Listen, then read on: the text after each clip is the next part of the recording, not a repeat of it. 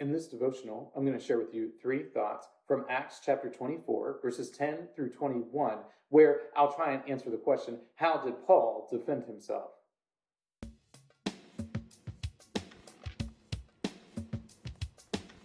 Acts chapter 24, verses 10 through 21 says, "And when the governor had nodded to him to speak, Paul replied, 'Knowing that for many years you have been a judge over this nation, I cheerfully make my defense. You can verify that it was not more than 12 days since I went up to worship in Jerusalem, and they did not find me disputing with anyone or stirring up a crowd, either in the temple or in the synagogues or in the city. Neither can they prove to you what they now bring up against me. But this I confess to you, that according to the way which they call a sect, I worship the God of our fathers, believing everything laid down by the law and written in the prophets, having a hope in God, which these men themselves accept, that there will be a resurrection of both the just and the unjust. So I always take pains to have a clear conscience towards both God and man. Now after several years, I came to bring alms to my nation and to present offerings. While I was doing this, they found me purified in the temple without any crowd or tumult. But some Jews from Asia, they ought to be here before you and to make an accusation, should they have something against me. Or else let these men themselves say what wrongdoing they found when I stood before the council, other than this one thing, that I cried out while standing among them.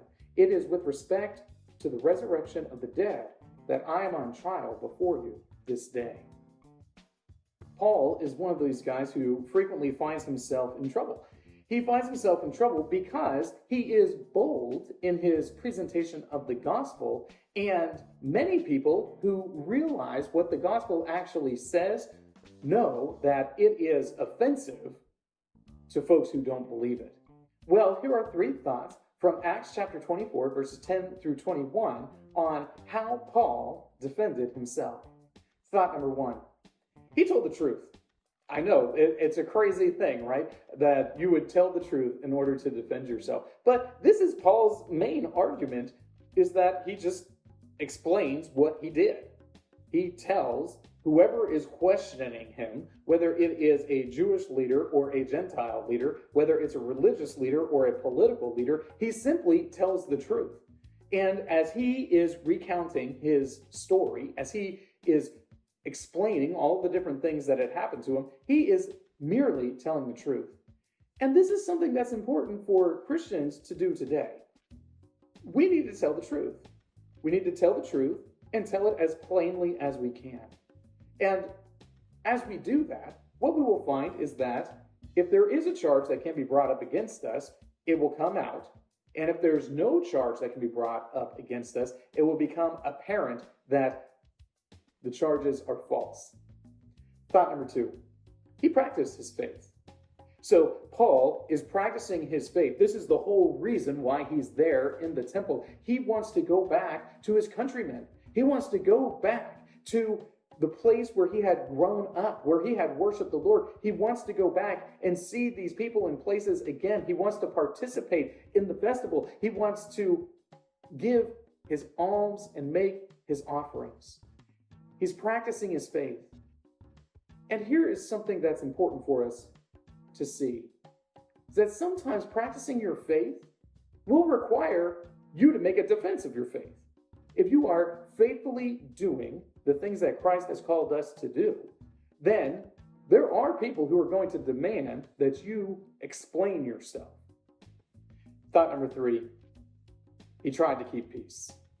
When Paul goes to Jerusalem, he knows that this is a place where he can find himself in an awful lot of trouble really quickly. And because of that, he is not making a big deal when he arrives. He's not going into the synagogues and stirring up any trouble, which is kind of what he does when he's in these other cities. He is not standing in the temple trying to draw an undue amount of attention to himself. He isn't doing any of these sorts of things. And he didn't bring Gentiles into the temple, which is the charge that is being put up against him. He didn't do those things. Why? Because he is trying to keep the peace. He is aware that he will be arrested. He is aware, because of the prophecy that was made about him, that he will leave Jerusalem in chains. He knows these things. So while he is there in Jerusalem, he is trying his very best to keep the peace. And if we are going to give a good defense of the gospel, if we're going to give a good defense of our own actions, we too need to tell the truth. We need to practice our faith. And we need to try and keep the peace. These three thoughts come from the assigned reading of Acts chapters 23 and 24.